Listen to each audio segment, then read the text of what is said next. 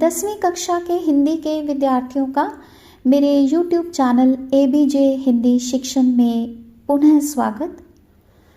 आज हम राम लक्ष्मण परशुराम संवाद की दूसरी चौपाई को समझेंगे।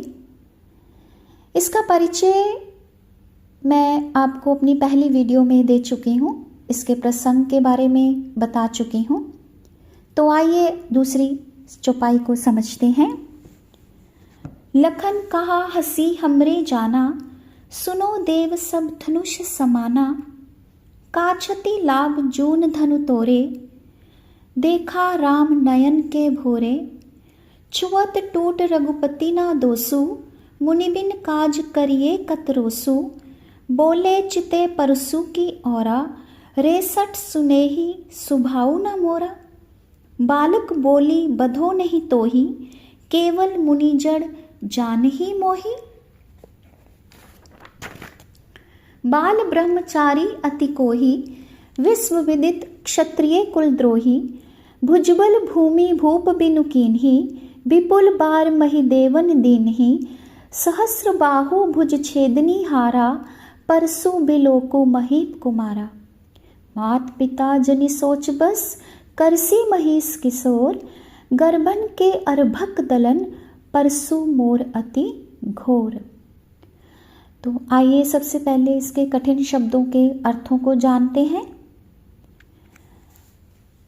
पहला अर्थ आपको ये पता होना चाहिए, लखन लक्ष्मण, हसी हंसना।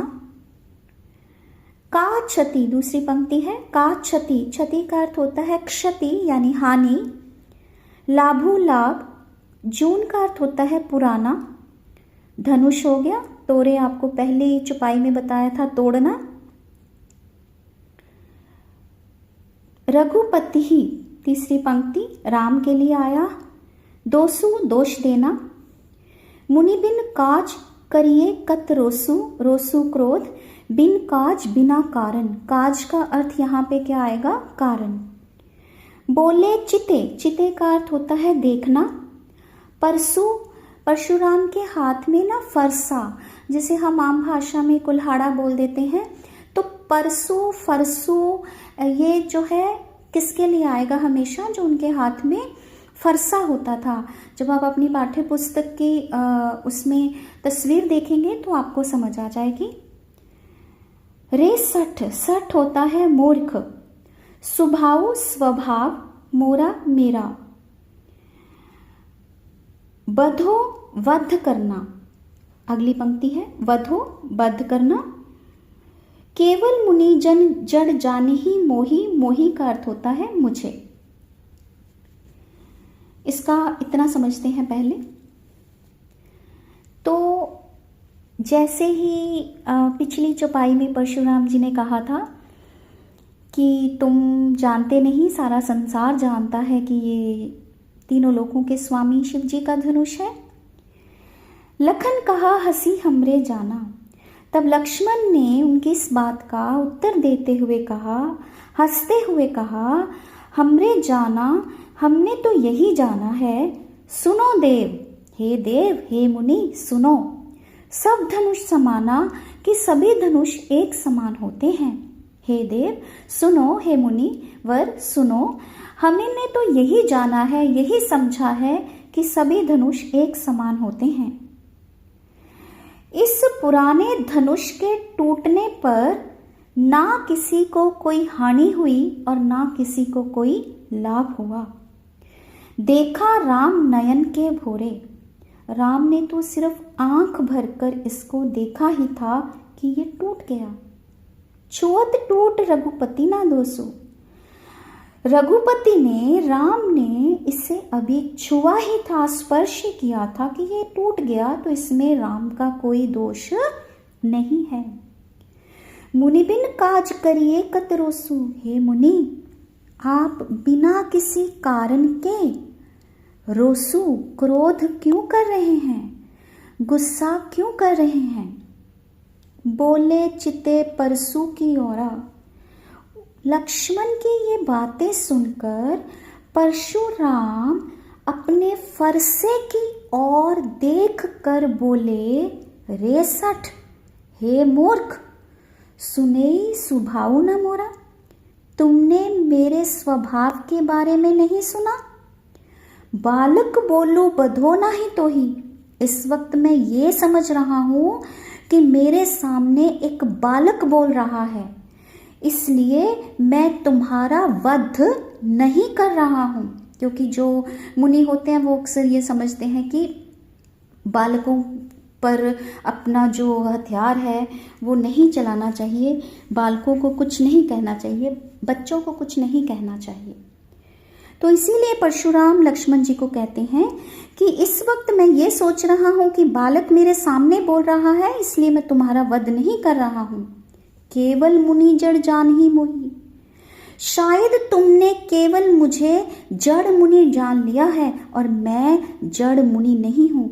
जड़ मुनि मतलब कि मैं सिर्फ मुनि नहीं हूं, मैं योद्धा भी हूं, मैं वीर भी हूं, मैं युद्ध करने वाला भी हूं, मैं साहसी भी हूं।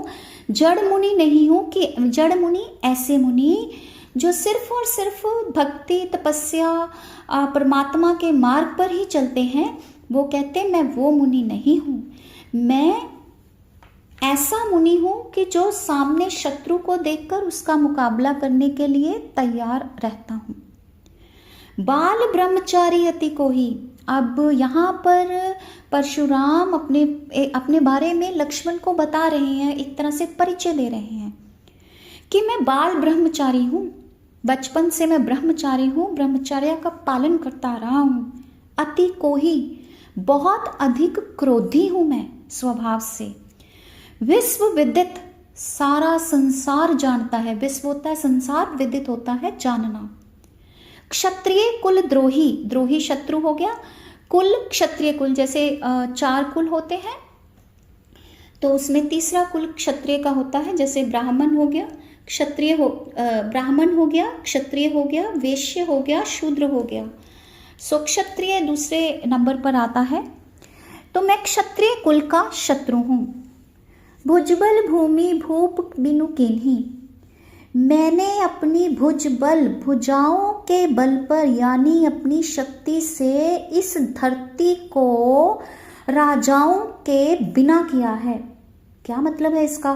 कि मैं मेरे में इतनी शक्ति है कि मैंने अकेले ही अपनी भुजाओं के बल पर यानी कि युद्ध करके इस धरती को राजाओं से विहीन कर दिया। कि जो क्षत्रिय राजा थे वो मेरे शत्रु थे, तो मैंने उन सबको मार गिराया। तो मैंने एक तरह से धरती को राजाओं से विहीन कर दिया कि धरती पर राजा बहुत ही कम रह गए, मैंने सबको मार दिया। विपुल बार मही देवन देनी, और उन राजाओं की जो क्षेत्र था, जो उनका राज्य था, जो उनका हिस्सा था, जो वो धरती थी, उसको मैंने बहुत बार ब्राह्मणों को दान में दे दी। कि अगर मैंने किसी क्षत्रिय राजा को, अपने शत्रु को युद्ध में हराया, तो उसका राज्य, उसकी भूमि, सब कुछ लेकर मैंने उसको ब्राह्मणों को दान दे दिया।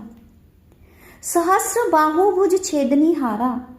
ये जो मेरा फरसा तुम मेरे हाथ में देख रहे हो ना, ये वही फरसा है जिसने सहस्र बाहु की भुजाओं को छेद दिया था, काट दिया था।